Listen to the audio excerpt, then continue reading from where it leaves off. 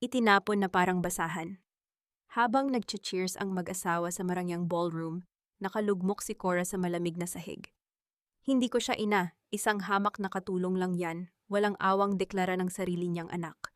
Pinunasan ni Cora ang dugong tumutulo sa kanyang labi. Ang inang nagpakababa ay namatay na.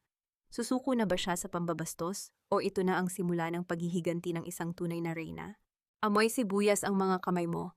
Please lang, huwag mong hawakan ang mga imported kong bulaklak. Nakakadiri at baka kumapit ang amoy ng palengke sa kasal ko. Unti-unting lumayo ang paningin mula sa nakakapasong mga salita. Nakaluhod si Cora sa malamig na sahig ng marangyang kondo. Hawak ang isang mamahaling puting gown na nagkakahalaga ng 100,000 piso. Maingat niyang tinatahi ang napunit na laylayan nito gamit ang kanyang mga kamay na magaspang at puno ng kalyo. Isang mabigat na bato ang tila bumara sa kanyang lalamunan. Dahil sa panginginig ng kanyang mga daliri, bumaon ang matulis na karayom sa kanyang hinlalaki. Tumulo ang mainit na dugo. Sa halip na dumaing, mabilis niyang itinago ang kanyang kamay sa likuran. Kinagat niya ang kanyang labi hanggang sa malalasahan niya ang sarili niyang dugo. Mahigpit na pinipigilan ang pagbagsak ng mga luhang matagal na niyang kinikimkim. Nang makita niyang papatak ang dugo sa mamahaling carpet, mabilis niyang ipinahid ang kanyang sugatang daliri sa laylayan ng sarili niyang kupas na duster. Wala siyang pakialam kung masira ang kanyang damit. Huwag lamang madumihan ang paligid ng mga taong nagpapababa sa kanyang pagkatao. Bumukas ang pinto at pumasok si Doña Beatriz. Ang ina ni Althea, suot ang mga alahas na kumikinang sa ilalim ng liwanag. Tiningnan niya si Cora mula ulo hanggang paa nang may halong pandidiri, bago padabog na naghulog ng ilang gusot na 100 papel sa maliit na lamesa. Hayan, bayad sa pagiging sastre mo ngayong hapon. Siguraduhin mo lang na pulido ang tahi mo dahil kapag napahiya ang anak ko bukas, sa iyo ko isisisi ang lahat. Isang pamilyar na boses ang bumasag sa lamig ng silid. Pumasok si Mark, ang anak na itinaguyod ni Cora mula sa paglalako ng kakanin sa kalsada. Umaliwalas ang mukha ni Cora, umaasang ipagtatanggol siya ng sariling dugo at laman. Ngunit dumiretso si Mark kay Althea at hinalikan ito sa pisngi, nagmamakaawa ang tono ng boses. Babe, I am so sorry. Hayaan mo na, ako na ang bahala rito. Binalingan ni Mark ang kanyang ina. Sa halip na mag-alala sa dugong natuyo sa duster ni Cora, hinawakan niya ito sa braso at hinatak patungo sa kusina, malayo sa paningin ng kanyang mapapangasawa. Ang bawat hakbang ay tila paghila sa puso ng isang ina patungo sa bitayan. Ma, ano ba naman? Intindihin mo na lang sana si Althea. Mayaman sila, sikat ang pamilya nila. Kailangan nating makisama para sa future ko. Huwag mo na silang bigyan ng dahilan para mainis.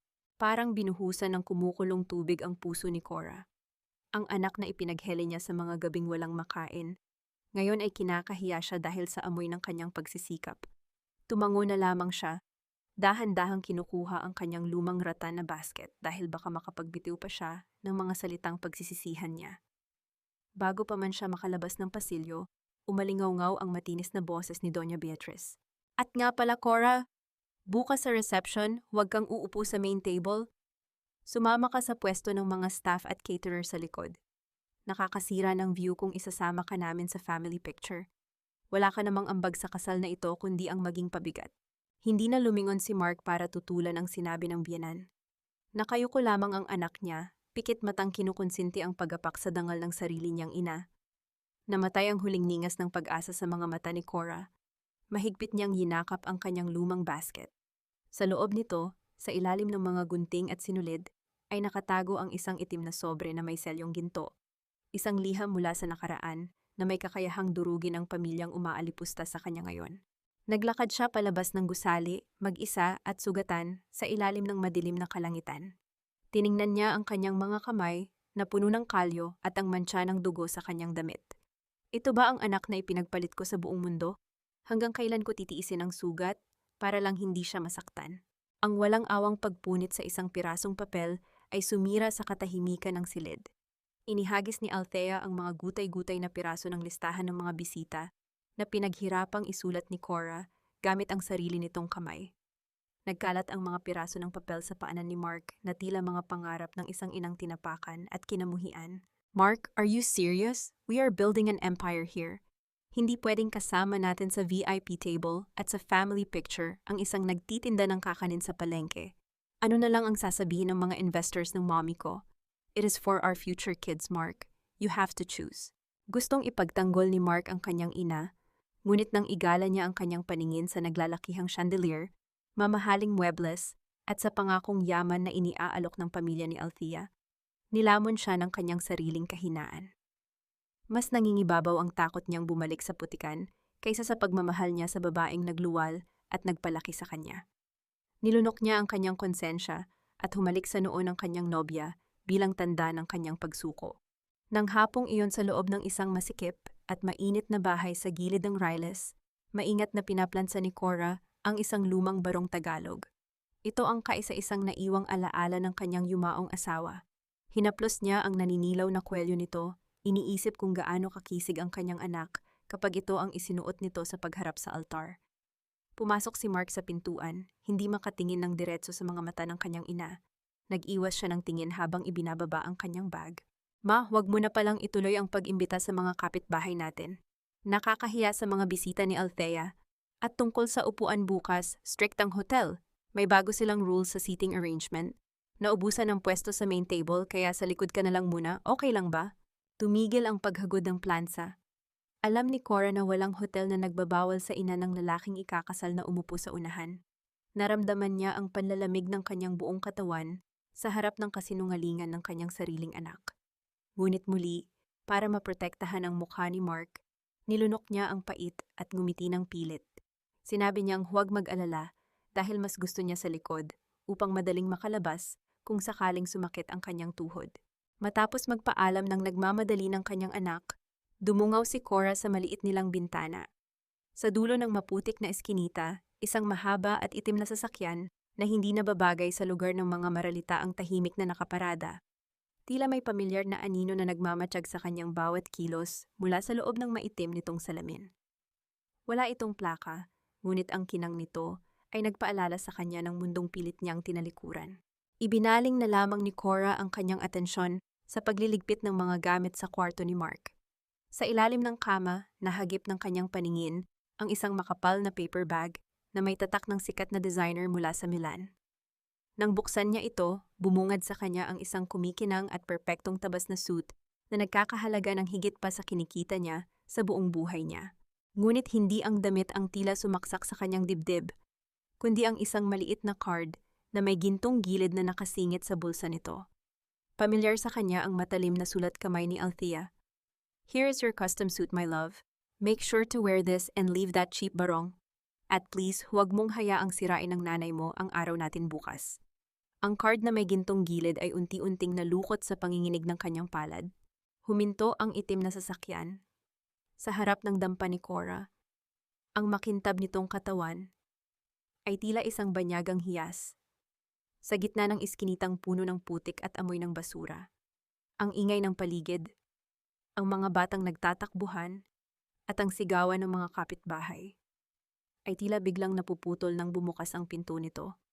Lumabas ang isang lalaking nasa gitnang edad, maayos ang pagkakaahit, at suot ang isang mamahaling suit na walang bahid ng dumi. Maingat na tinahak ni Attorney Ignacio ang makitid na tulay na gawa sa kahoy bago huminto sa tapat ng pintuan ni Cora. Sa halip na kumatok ng malakas, marahan niyang hinintay na bumukas ang pinto. Nang lumitaw ang mukha ni Cora na puno ng pagod, hindi nag-atubili ang abogado. Tinanggal niya ang kanyang salamin at yumukod ng malalim, isang kilos ng paggalang na hindi kailanman naranasan ni Cora sa loob ng 30 taon. Madam Corazon Mendoza, matagal na po namin kayong hinahanap. Nanlaki ang mga mata ni Cora. Ang pangalang Mendoza ay tila isang multong bumangon mula sa kanyang nakaraan. Mabilis niyang hinila ang braso ng abogado at ipinasok ito sa loob ng kanyang maliit na dampa bago pa man makita ng mga mausisang kapitbahay. Pagkasara ng pinto, tila gumuho ang pader na itinayo ni Cora sa kanyang puso. Anong ginagawa niyo rito? Patay na si Corazon Mendoza. Ang kaharap niyo ngayon ay si Cora, ang labandera. Ang nanginginig na boses ng matanda ay puno ng takot at pagtanggi. Madam, pumanaw na po ang inyong ama. Kayo ang nag-iisang tagapagmana ng Mendoza Trust at ng buong logistics empire. Isang pirma niyo lang, mababawi niyo ang lahat ng nararapat sa inyo. Tumingin si Ignacio sa paligid ng dampa. Nahagip ng kanyang paningin ang piraso ng gintong card ni Althea na nalukot sa kama ni Cora. Kinuha niya ito at tiningnan ang mapanlait na sulat kamay. Alam ng abogado ang lahat. Ang paghihirap ni Cora, ang pambabastos ng pamilya ni Althea, at ang kawalan ng utang na loob ni Mark. Madam, hindi niyo kailangang magpaalipin sa mga taong walang ibang alam, kundi tumingin sa panlabas na anyo. Kayo po ang reyna ng mga Mendoza, hindi ang alila ng mga taong naghahangad lang ng inyong kayamanan.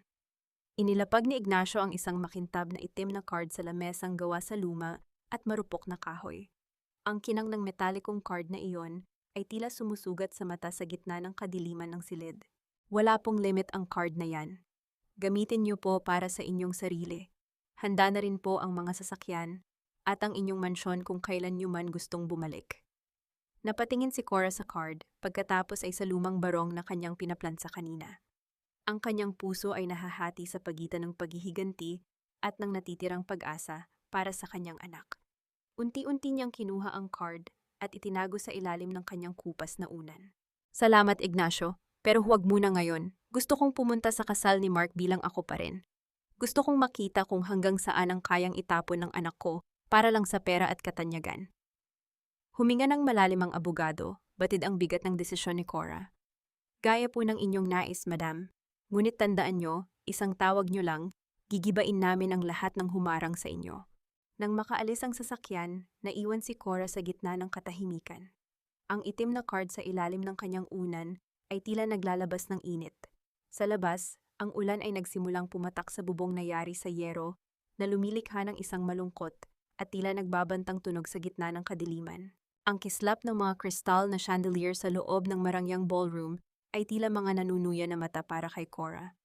Suot niya ang kanyang pinakamagandang damit, isang simpleng floral dress na maingat niyang itinago sa baul ng maraming taon. Para sa kanya ito ay espesyal, ngunit sa gitna ng mga taong balot ng sutla at mamahaling alahas sa pre-wedding party na iyon, ang kanyang anyo ay tila isang mantsa sa isang malinis na papel. Hindi pa man siya nakakapasok ng tuluyan, hinarang na siya ng mga security guard sa pinto. Bawal ang mga nanlilimos dito, manang. Doon kayo sa likod. Ang malamig na pagtataboy ng isa. Bago pa man makapaliwanag si Cora, namataan na siya ni Doña Beatriz mula sa malayo. Sa halip na tulungan ang kanyang kumpare, lumapit ang ginang ng may mapanlait na ngiti. Sapat na malakas ang boses upang marinig ng kanyang mga kaibigang elite. Ay, nandito pala ang labandera namin. Come in, Cora. Huwag kang mahiya. Wika ni Beatriz habang kinukumpas ang kamay sa hangin. Sakto ang dating mo. Kulang kami sa staff dahil ang daming bisita. Bakit hindi ka muna tumulong sa pag-serve ng drinks kaysa nakatayo ka lang dyan at nagmumukhang pulubi? Consider it a payment for the free food you'll eat later. Isang tray na puno ng mabibigat na baso ng champagne ang biglang ipinatong ng isang waiter sa mga kamay ni Cora. Ramdam niya ang panginginig ng kanyang mga braso. Ang bawat hakbang niya ay tila paglalakad sa ibabaw ng mga pako. Ang kanyang tuhod ay nagsimulang kumirot. Ang matandang sakit na nakuha niya sa 30 taon na pagluhod sa sahig habang naglalaba para lamang mapagtapos ng pag-aaral si Mark. Sa gitna ng siksikan ng mga tao, namataan ni Cora ang kanyang anak. Nakatayo si Mark sa tabi ng mga big-time na arkitekto. May hawak na baso ng alak at tumatawa. Nagtama ang kanilang mga paningin. Inaasahan ni Cora na lalapit ang kanyang anak. Kukunin ang tray at sasabihing, Mama, maupo ka na. Ngunit sa halip na gawin iyon, mabilis na nag-iwas ng tingin si Mark. Humigpit ang kapit niya sa kanyang baso at tumalikod sa sariling ina, tila ba ang makita si Cora ay isang sumpa na sisira sa kanyang binuong imahe. Ang bawat basong ibinibigay ni Cora sa mga bisita ay tila isang piraso ng kanyang puso na itinatapon. Habang naglalakad siya malapit sa pwesto ni Althea, biglang naramdaman ni Cora ang isang matigas na bagay na humarang sa kanyang paa. Isang sadyang pagkatisod na gawa ng sapatos ni Althea. Nagkaroon ng kaguluhan. Ang pagkabasag ng mga mamahaling kristal ay lumikha ng matalim na ingay sa buong sulyap ng ballroom. Ang mapulang alak ay tumalsik at namantsahan ang dulo ng mamahaling luwa na gown ni Beatrice. Ang katahimikan ay tila isang mabigat na kumot na bumalot sa lahat. Bago ito napunit ng isang matinis na sigaw ng galit. You stupid, clumsy woman! Alam mo ba kung magkano ang damit na ito? Bulyaw ni Beatrice habang nandidiri sa basang tela. Hindi pa nakakatayo si Cora mula sa pagkakasubasub sa sahig nang maramdaman niya ang hangin na dumaan sa kanyang pisngi. Ang palad ni Beatrice ay mabilis na lumilipad patungo sa kanyang mukha, handang itatak ang huling marka ng kahihiyan.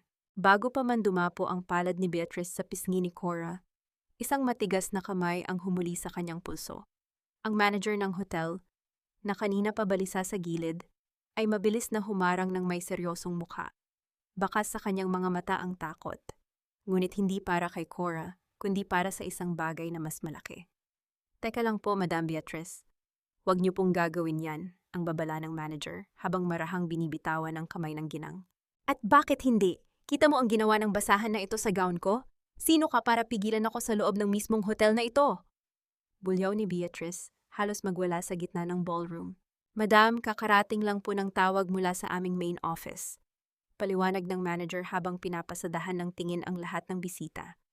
Isang VIP guest na tumangging magpakilala ang nagbayad na ng buong reservation nyo para sa gabing ito at para sa kasal bukas. Milyon-milyong piso ang ipinasok niya sa aming account sa loob lang ng 1 minuto. Napatigil ang lahat. Maging si Althea ay hindi nakapagsalita. Ang pamilya nila ay kilala sa pagiging marangya, ngunit alam nilang wala silang ganoong kalaking pera na basta-basta na lang itatapon. Ngunit meron siyang isang mahigpit na kondisyon, pagpapatuloy ng manager habang tumitingin kay Cora na nakaupo pa rin sa sahig, puno ng mantsa ng alak ang damit. Ang sabi niya, huwag niyo pong hahayaan na masaktan o mapahiya ang matandang babaeng iyan. Kapag may isang daliri na dumapo sa kanya, kakanselahin namin ang buong event at idedemanda ang hotel na ito. Madam, pasensya na po, pero kailangan naming protektahan ang aming kliyente. Ang katahimikan sa loob ng ballroom ay tila laso na dahan-dahang gumagapang sa lalamunan ni Beatrice. Ang kanyang mukha ay nagpalit-palit ng kulay mula sa pula patungo sa puti. Si Mark, na kanina pa nakatayo sa malayo, ay tila nabuhusan ng malamig na tubig.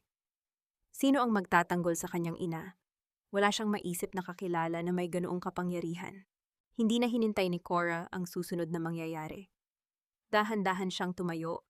Hindi pinapansin ang mga mata ng mga taong kanina ay pinagtatawanan siya. Lumingon siya sa kanyang anak sa huling pagkakataon, ngunit ang nakita niya ay ang parehong takot at pagkalito. Wala siyang nakitang pag-aalala. Lumabas si Cora sa hotel habang bumubuhos ang malakas na ulan. Ang lamig ng hangin ay tila nanunuot sa kanyang mga buto, ngunit mas malamig ang pakiramdam sa loob ng kanyang dibdib. Sa gilid ng kalsada, naghihintay ang pamilyar na itim na sasakyan ni Ignacio. Sa loob ng sasakyan, nananatiling tuyo at mabango, isang kabaligtaran ng kalagayan ni Cora. Pumasok siya sa loob, ngunit nanatiling nakaupo sa mismong gilid ng upuan. Hindi niya isinandal ang kanyang likod sa mamahaling na pa-leather na nem dahil ayaw niyang madumihan ito ng kanyang basang damit. Ang kanyang mga kamay ay nanatiling nakapatong sa kanyang kandungan, nanginginig sa ginaw at sa bigat ng emotion. Madam, hindi niyo po kailangang gawin ito sa sarili niyo. Malungkot na wika ni Ignacio habang iniabot ang isang tuyong tuwalya. Ang mga taong iyon, hindi sila karapat-dapat sa inyong pasensya. Hindi sumagot si Cora. Sa halip, kinuha niya ang isang makapal na folder na iniabot ni Ignacio. Sa ilalim ng madilim na ilaw sa loob ng sasakyan, binuksan ni Cora ang mga dokumento. Ito ang mga sikretong pilit na itinatago ng pamilya ni Althea. Ang mga naglalakihang utang sa bangko, ang mga peking pirma sa mga loan application, at ang katotohanang balak nilang gamitin ang pangalan ni Mark para makakuha ng bagong pondo. Ang mga mata ni Cora ay unti-unting nagbago. Ang lungkot ay napalitan ng isang matalim na determinasyon. Hinawakan niya ng mahigpit ang mga papel, sapat na upang malukot ang mga gilid nito. Ignacio, ang mahinang boses ni Cora, ay tila dagundong sa katahimikan. Ayusin mo ang lahat. Ayokong may itira ka kahit 1 sentimo sa kanila, pero huwag bukas. Gusto kong makita ng anak ko kung ano ang tunay na kulay ng mga taong mas pinili niya kaysa sa akin. Ang tunog ng pagtama ng ulan sa salamin ng sasakyan ay tila isang babala para sa lahat ng mga taong nag-akalang ang isang ina ay habambuhay na mananatiling tahimik sa gitna ng pambabastos. Pumunta si Cora sa construction site kung saan abala si Mark sa pangangasiwa ng kanyang bagong proyekto. Sa gitna ng ingay ng mga makinarya at alikabok ng semento, nakita ni Cora ang kanyang anak na may suot na puting hard hat. tila isang matagumpay na tao sa paningin ng marami. Ngunit para sa kanya, ang nakikita niya ay ang batang lalaki na dati ay umiiyak kapag nawawala ang kanyang tsinelas, na ngayon ay tila nawawala na rin sa loob ng kanyang sariling ambisyon. Nang mamataan ni Mark ang kanyang ina, hindi tuwa kundi inis ang rumesponde sa kanyang mukha. Ma, anong ginagawa niyo rito? Hindi niyo ba nakikita na busy ako? Papunta rito ang mga investors ni Althea anumang oras. Ang bungad ni Mark habang hinihila ang ina sa isang sulok na malayo sa mga tao. Mark, anak, kailangan nating mag-usap. Ang mahinang pakiusap ni Cora habang tinitingnan ang pagod na mukha ng anak. May mga bagay akong nalaman tungkol sa pamilya ni Althea. Ang mga utang nila, ang mga peking dokumento. Mark, hindi sila ang mga taong akala mo. Pinapaikot ka lang nila para makuha ang lagda mo sa mga bagong loan. Isang mapait na tawa ang lumabas sa mga labi ni Mark. Tumingin siya sa kanyang ina ng may halong pait at pangungutya. Ma, hanggang kailan ba kayo magiging ganito? Dahil ba inggit kayo kay Althea? Dahil ba hindi nyo kailanman naranasan ang ganitong karangyang buhay kaya gusto nyo akong hilahin pababa? Tila isang matalim na balisong ang sumaksak sa puso ni Cora sa narinig. Ang lahat ng hirap niya sa loob ng 30 taon, ang mga gabing ginugol niya sa paglalaba hanggang sa mamagaang kanyang mga kasukasuan, ay tinumbasan ni Mark ng salitang inggit. Hindi alam ng kanyang anak na sa isang kumpas ng kanyang kamay, kaya niyang bilhin ang buong building na tinitindigan nito. Ngunit ang mas masakit ay ang katotohanang mas pinapahalagahan ni Mark ang huwad na ginto kaysa sa tunay na pagmamahal ng isang ina. Hindi ako inggit, Mark. Nag-aalala ako para sa'yo. Ang boses ni Cora ay nanginginig na sa pigil na emosyon. Nag-aalala?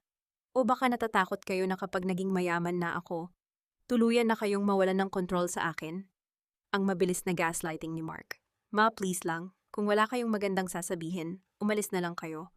Huwag niyo nang sirain ang huling pagkakataon ko na magkaroon ng pangalan sa lipunang ito. Napayuko si Cora. Ramdam niya ang unti-unting pagkamatay ng huling ningas ng pag-asa sa kanyang dibdib. Itinago niya sa loob ng kanyang bag ang folder na naglalaman ng mga ebidensya.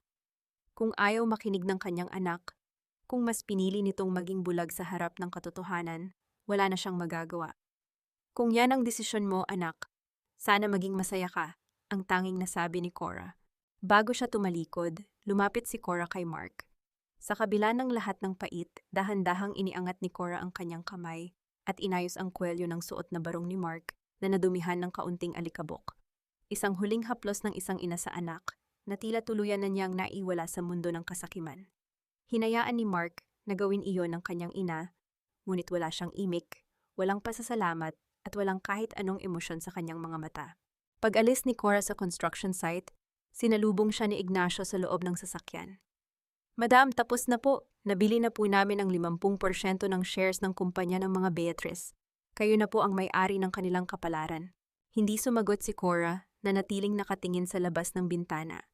Pagdating niya sa kanyang dampa, isang malaking kahon na nakabalot sa mamahaling papel ang naghihintay sa kanyang pintuan. May kalakip itong maikling sulat mula kay Beatrice. Para hindi ka magmukhang pulubi sa kasal bukas, isuot mo ito at manatili sa pwesto mo. Nang buksan ni Cora ang kahon, bumungad sa kanya ang isang kulay abo at murang klase ng tela, isang uniforme ng kasambahay, kumpleto sa puting apron at headband. Ang huling insulto ay narito na. Maliwanag ang sikat ng araw, tila nakikigalak sa ingranding kasalan na gaganapin sa loob ng Manila Hotel. Ngunit para kay Cora, ang bawat sinag ng liwanag ay tila mga karayom na tumutusok sa kanyang balat habang suot niya ang kulay abong uniforme ng kasambahay. Tinahak niya ang daan patungo sa likurang bahagi ng gusali, sa pinto kung saan dumadaan ang mga supply ng pagkain at ang mga taong itinituring na mababa sa lipunan. Sa loob ng malawak na ballroom, ang amoy ng libu-libong sariwang bulaklak ay humahalo sa halimuyak ng mga mamahaling pabango ng mga elite. Sa isang sulok, malayo sa mga kumikinang na mesa at sa pulang carpet, nakatayo si Cora. Tikom ang kanyang bibig, ang kanyang mga kamay ay magkahawak sa harap ng kanyang puting apron. Siya ang ina ng lalaking ikakasal. Ngunit sa paningin ng lahat, siya ay isa lamang utusan na binabayaran para tumayo at maghintay ng utos. Nagsimulang tumugtog ang marahang musika ng mga biolin, hudyat ng pagbubukas ng malalaking pinto. Pumasok sina Mark at Althea, tila mga bida sa isang pelikula. Nakasuot si Mark ng kanyang custom-made suit mula sa Milan. Ang kanyang mukha ay puno ng pagmamalaki habang hawak ang kamay ng kanyang asawa. Sa gitna ng paglalakad, sandaling lumingon si Mark sa direksyon kung nasaan ang kanyang ina. Nakita niya ang kulay abong uniforme, nakita niya ang lanta at pagod na mukha ni Cora. Ngunit sa halip na tumigil, o kahit man lang ngumiti, mabilis niyang inuwas ang kanyang tingin at lalong hinigpitan ang pagkakahawak sa baywang ni Althea. Ang katahimikan ni Mark ay tila isang hatol ng kamatayan sa huling piraso ng dangal ni Cora. Lumipas ang mga oras ng tawanan at kantiyawan. Ang mga baso ng champagne ay nag-uunahan sa pag-apaw, habang ang mga tanyag na ninong at ninang ay nagbibigay ng kani-kanilang mga mensahe ng pagbati. Walang nakapansin kay Cora na nanatiling nakatayo sa isang madilim na bahagi ng hall. Hindi siya kumain, hindi siya uminom, at ang tanging nagpapanatili sa kanya sa kinatatayuan ay ang maliit at gasgas na matdaytrin na gawa sa plastik na nakatago sa loob ng kanyang bulsa. Ang regalo ni Mark noong ito ay 5 taong gulang pa lamang. Sa gitna ng kasiyahan, habang ang lahat ay nakatuon ang pansin sa paghiwa ng 7 palapag na cake, biglang tumayo si Beatrice mula sa kanyang upuan sa main table. Isang matalim na tunog ng pagbagsak ng isang maliit na bagay ang bumasag sa katuwaan sa kanilang lamesa. Ang kanyang malaki at kumikinang na singsing na may diamante ay gumulong sa sahig at nawala sa ilalim ng mga mahahabang mantel. Ang singsing ko! Ang mahal na singsing ko! Ang naghihisteryang sigaw ni Beatrice na kumuha sa atensyon ng lahat ng mga bisita. Agad niyang iginala ang kanyang paningin at tumama ito sa nakatungong si Cora. Isang mapanlait na ngiti ang sumilay sa kanyang mga labi habang itinuturo ang matanda gamit ang kanyang daliring balot ng mamahaling kuko. Hoy ikaw, yung katulong sa dulo, halika rito! Ang sigaw ni Beatrice na umalingaw-ngaw sa buong ballroom. Lumapit si Cora ng may kabigatan sa puso. Tsumutsamba ka na nga lang na makasama rito, wala ka pang ginagawa. Sige na, lumuhod ka at hanapin mo ang singsing ko sa ilalim ng lamesang iyan. Bilisan mo at baka may makatapak pa niyan. Huwag kang tatayo hanggat hindi mo nahahanap, na intindihan mo? Ang bawat mata sa loob ng hotel ay nakatitig ngayon kay Cora. Ang kahihiyan ay tila isang malapot na putik na bumabalot sa kanyang buong pagkatao. Tumingin si Cora kay Mark, nagbabakasaling sa huling pagkakataon ay titindig ang kanyang anak para sa kanya. Ngunit nanatiling nakaupo si Mark, hawak ang baso ng alak at nagkunwaring walang naririnig habang ang kanyang sariling ina ay inuutusan na gumapang sa sahig sa harap ng lahat. Ang katahimikan sa loob ng ballroom ay tila isang malapot na lason na bumabalot sa bawat bisitang nakasaksi sa eksena. Ang tanging naririnig ay ang mahinang tunog ng aircon at ang mabilis na tibok ng puso ni Cora na tila isang tambol na nagbababadya ng bagyo. Nakatitig ang lahat sa matandang babaeng suot ang uniforme ng katulong, habang si Beatrice ay nakatayo ng may pangungutya, naghihintay na sumunod ang matanda sa kanyang utos. Ngunit sa unang pagkakataon sa loob ng 30 taon, hindi yumuko si Cora. Hindi niya itiniklop ang kanyang mga tuhod. Sa halip, dahan-dahan niyang iniangat ang kanyang paningin. Ang kanyang likod na dati ay laging nakayuko dahil sa bigat ng mga labahin, ay biglang tumuwid na tila isang matibay na puno ng nara. Sabi ko luhod, bingi ka ba? Ang bulyaw ni Althea na hindi na nakapagpigil. Sa gitna ng kanyang pagngangalit, mabilis niyang itinulak ang balikat ni Cora ng may buong puwersa. Nawalan ng balanse si Cora at bumagsak siya sa malamig na sahig na gawa sa sinalitang marmol. Ang kanyang palad ay direktang tumama sa mga piraso ng basag na baso ng wine na hindi pa nalilinis ng maigi. Ang matalim na kristal ay bumaon sa kanyang balat at ang matingkad na pulang dugo ay dahan-dahang gumuhit sa puting sahig. Ang hapdi ay gumuhit hanggang sa kanyang kalamnan. Ngunit mas matindi ang hapdi na nararamdaman niya sa kanyang dibdib. Tumingala si Cora. Ang kanyang mga mata na puno ng luha, ngunit may halong pakiusap, ay naghanap sa mukha ni Mark. Mark, anak! Ang mahinang tawag niya, isang bulong na tila nagmamakaawa na sagipin siya mula sa hukay ng kahihiyan. Sandaling nagtama ang kanilang mga mata. Nakita ni Cora ang panginginig ng mga kamay ni Mark. Nakita niya ang pag-aalinlangan sa mga mata ng kanyang anak. Ngunit nang lumingon si Mark kay Althea at makita ang mapanuring tingin ng mga mayayamang bisita, ang kanyang puso ay tuluyang naging bato. Huminga siya ng malalim at tumayo ng tuwid, Ang kanyang boses ay malamig pa sa yelo nang magsalita siya sa harap ng lahat. Hindi ko siya kilala. Isang baliw na katulong lang yan na pilit sumisingit sa pamilya namin. Security! Ilabas niyo ang babaeng yan bago niya tuluyang madumihan ang kasal ko. Ang bawat salitang binitiwan ni Mark ay tila mga bala na tumatama sa kaluluwa ni Cora. Sa sandaling iyon, ang huling hibla ng pag-ibig ni Cora para sa kanyang anak ay tuluyang naputol. Wala nang luha na pumatak mula sa kanyang mga mata. Ang sakit ay napalitan ng isang nakakatakot na katahimikan. Dahan-dahang bumangon si Cora. Hindi siya humingi ng tulong. Gamit ang kanyang kabilang kamay, hinawakan niya ang piraso ng kristal na nakabaon sa kanyang palad at dahan-dahan itong binunot nang walang kahit anong ingingit. Ang dugo ay patuloy na tumutulo, ngunit ang kanyang mukha ay wala ng bakas ng takot. Dinukot niya mula sa kanyang bulsa ang maliit na plastic na matday chewin na regalo ni Mark noong bata pa ito. Tiningnan niya ito ng sandali bago ito binitawan sa sahig. Hinayaang magkalas-kalas ang mga butil nito sa paanan ng kanyang anak. Dalawang malalaking security guard ang mabilis na lumapit at hinawakan ang magkabilang braso ni Cora upang kaladkarin siya palabas. Ngunit bago pa man nila magawa ang unang hakbang, ang malalaking pinto ng ballroom na gawa sa mabigat na kahoy ay biglang bumukas ng may malakas na puwersa na tila hinipa ng isang malakas na hangin. Ang tunog ng pagtama ng pinto sa dingding ay umalingaw-ngaw sa buong gusali, dahilan upang mapalingon ang lahat sa bukana ng hall. Isang anino ang lumitaw sa gitna ng liwanag mula sa labas. Ang malalakas na yabag ng mga sapatos na gawa sa mamahaling balat ay umaling-awngaw sa buong ballroom. Nilunod ang ingay ng mga bulong-bulungan. Isang pangkat ng mga kalalakihan na nakasuot ng itim na suit at may mga earphone sa tainga ang mabilis na pumasok. Hinawi ang mga security guard ng hotel na tila ba mga laruan lamang ang mga ito. Ang mga bisitang kanina ay tumatawa, ay biglang napaatras, bakas ang takot at pagkalito sa kanilang mga mukha.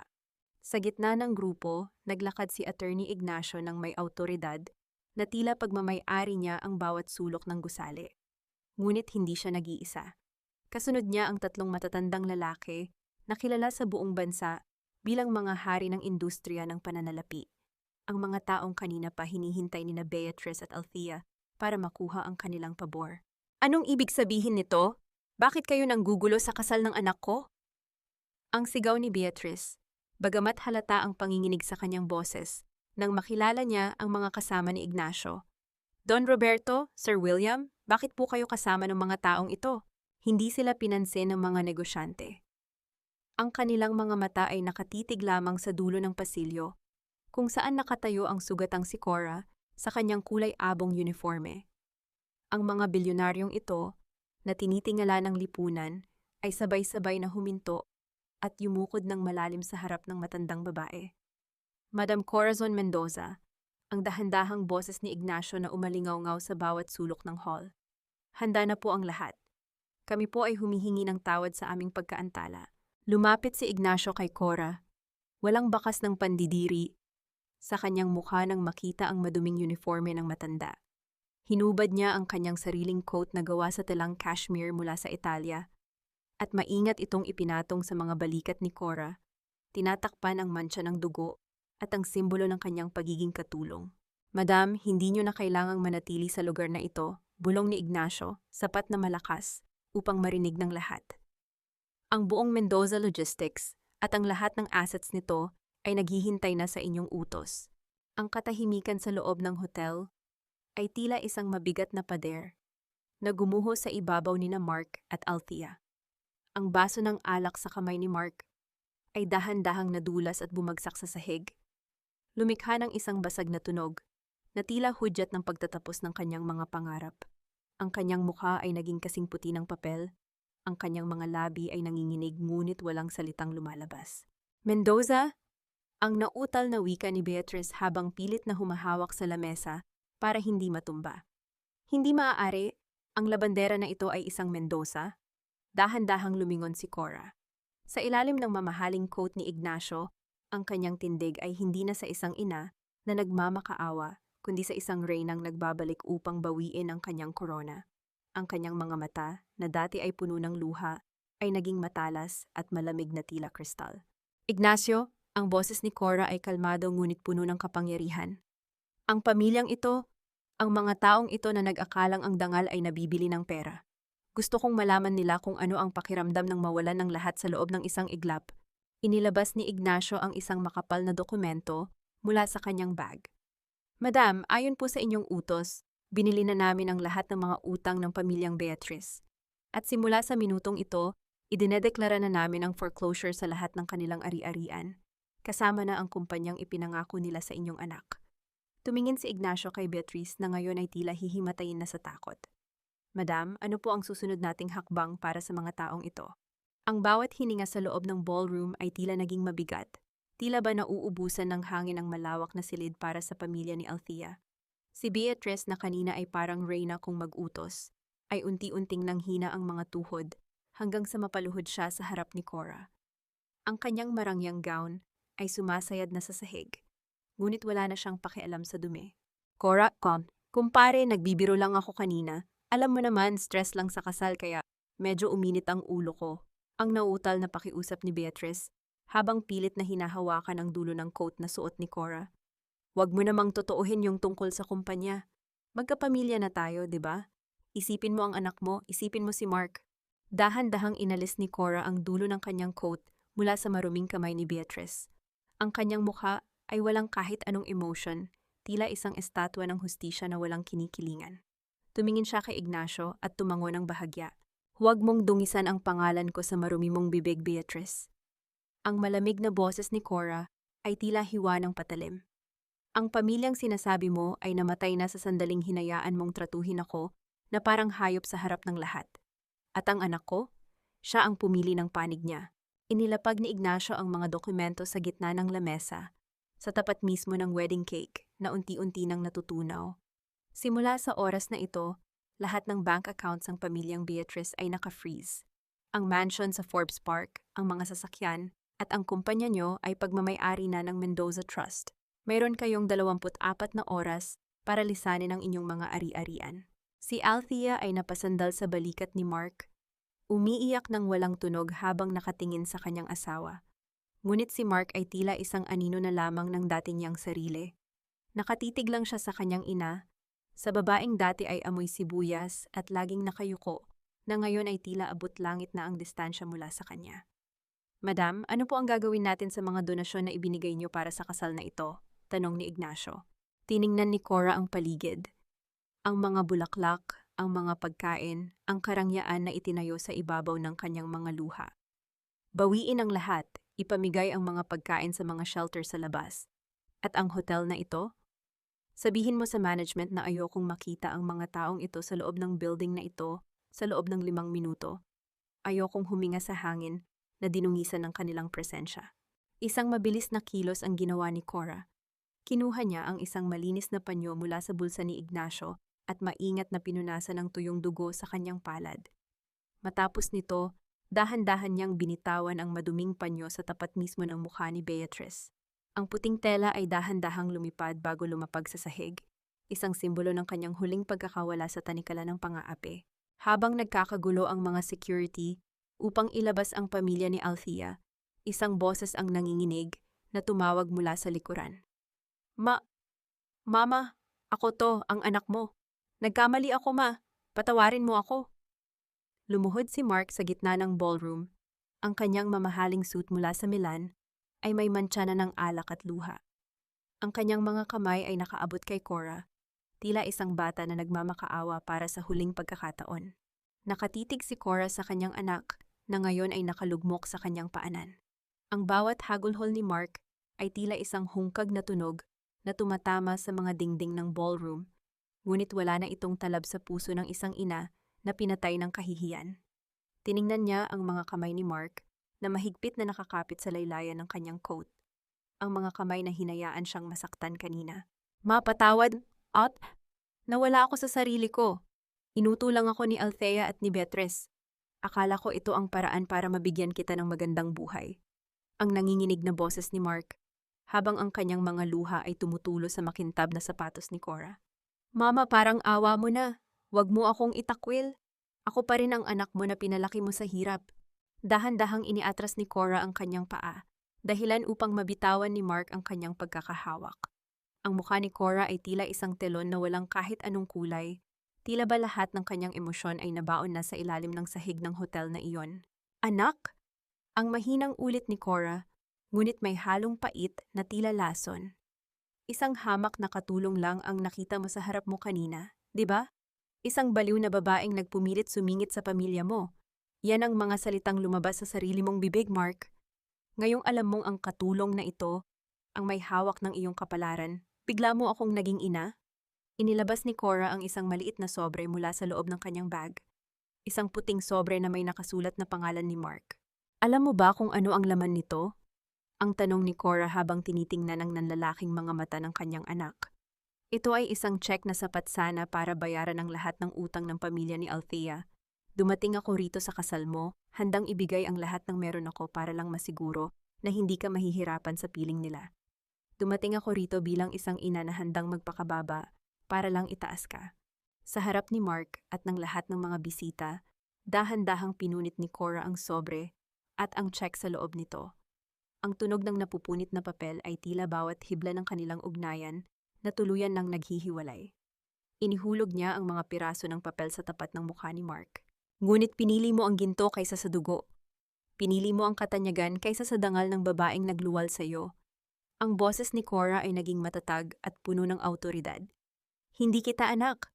Wala akong kilalang Mark na tinalikuran ang kanyang sariling ina para lamang sa mga taong ituturing siyang basura kapag wala na siyang silbi. Sa kabilang panig, marahas na tumayo si Althea at hinarap si Mark. Anong sabi mo? Inuto lang kita?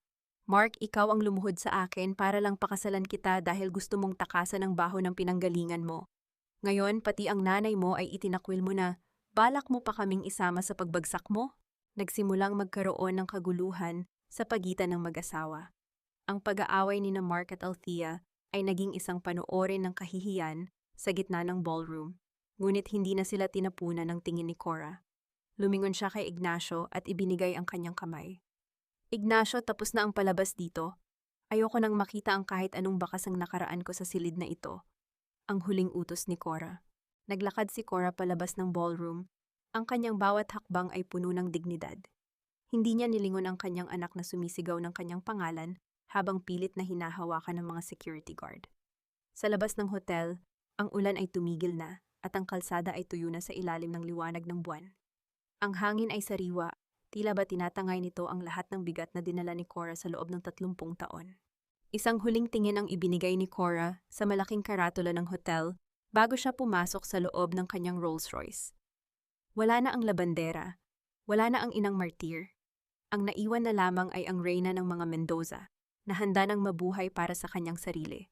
Lumipas ang isang buwan mula nang ang marangyang ballroom ng Manila Hotel ay naging saksi sa pagbagsak ng isang pamilyang itinayo sa kasinungalingan. Sa harap ng kanilang mansion sa Forbes Park, nakatayo si Beatrice at Althea habang pinapanood ang mga sheriff na nagkakabit ng pulang sticker sa kanilang malaking gate.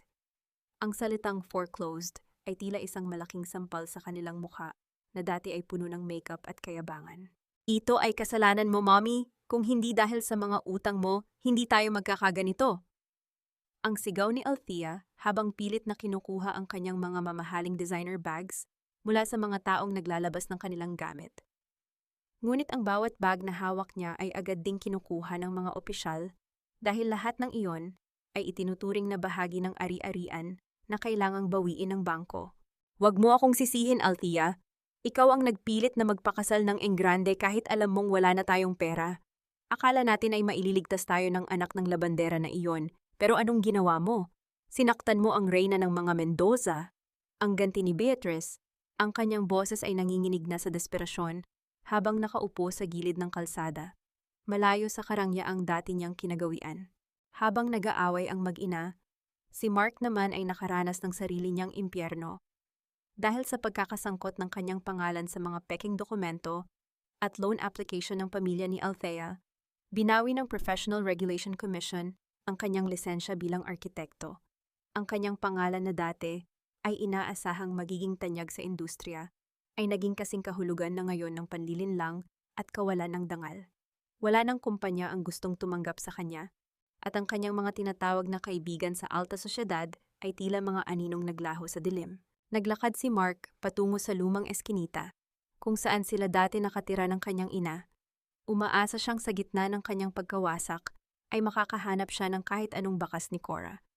Ngunit nang makarating siya sa lugar, tila tumigil ang pag-ikot ng mundo para sa kanya. Wala na ang kanilang maliit na dampa. Wala na ang putik at ang amoy ng basura. Ang buong lugar ay isa ng malawak at luntiang parke na puno ng mga naglalarong bata at mga matatandang nagpapahinga sa ilalim ng mga puno. Sa gitna ng parke may isang malaking marker na gawa sa itim na granito. Nakaukit doon sa gintong mga titik. Ang parkeng ito ay alay para sa mga inang nagmula sa hirap. Mula sa puso ni Corazon Mendoza. Napaluhod si Mark sa harap ng marker. Ang bawat salitang nakasulat doon ay tila isang matalim na kutsilyo na humihiwa sa kanyang puso. Napagtanto niya na ang lupang dati niyang kinahiya ay ginawa ng kanyang ina na isang paraiso para sa iba, habang siya ay nananatiling nakalugmok sa impyernong gawa ng kanyang sariling mga kamay. Sa gitna ng kanyang paghagulhol, napansin ni Mark ang isang maliit na bagay na kumikinang sa gilid ng damuhan. Malapit sa kung saan nakatayo ang kanilang dating pintuan.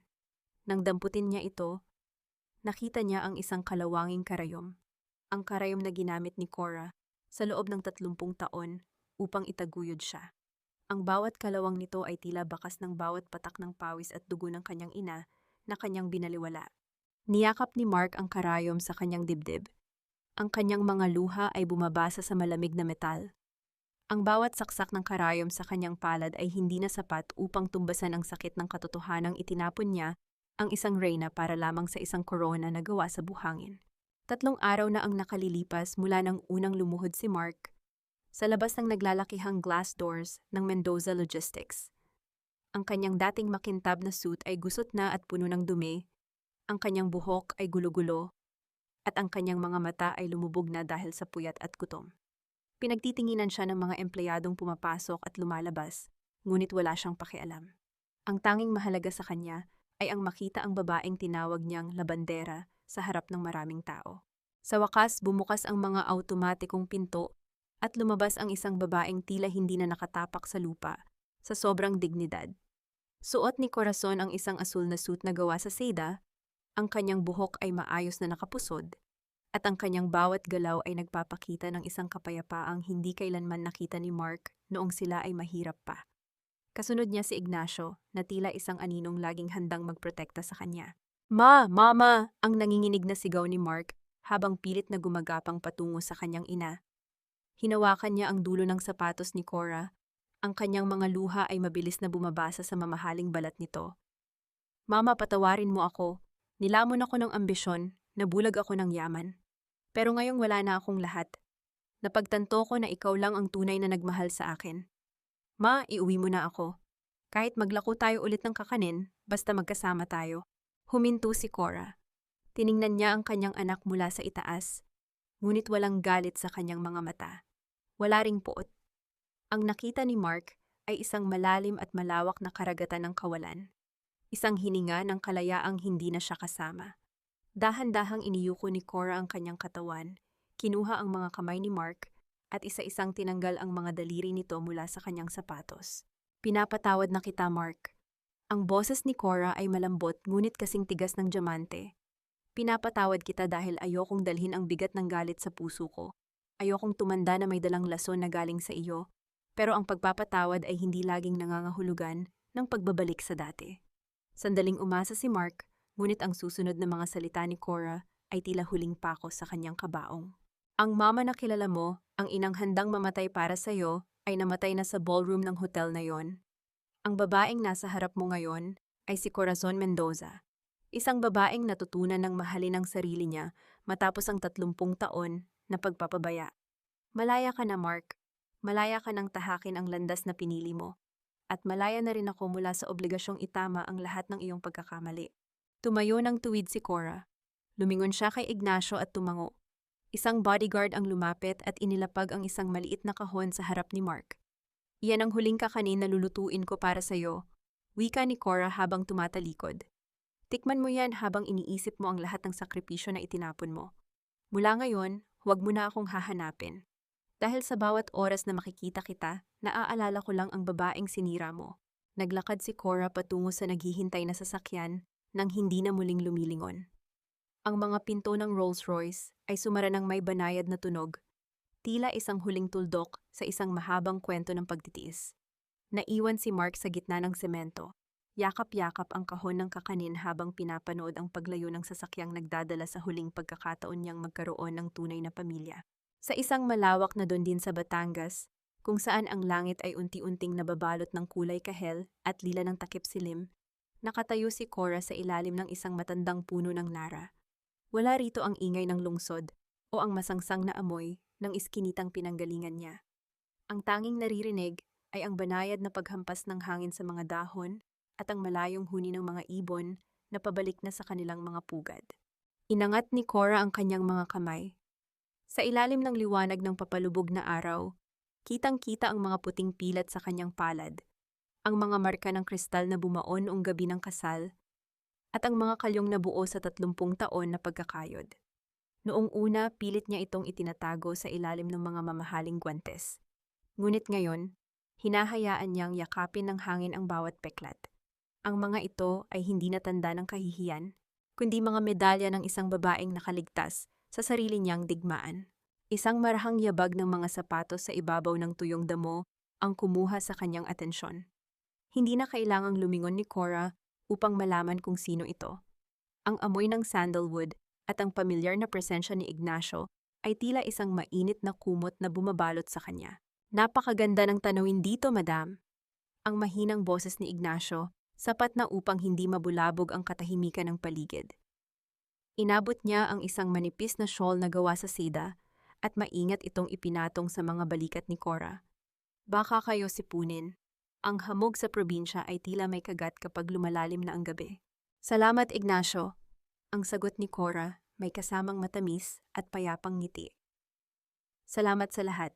Hindi lang sa pagtulong mong bawiin ang pangalan ko, kundi sa pananatili mo sa tabi ko noong ang tingin ko sa sarili ko ay basahan lang. Humakbang si Ignacio at tumayo sa tabi niya.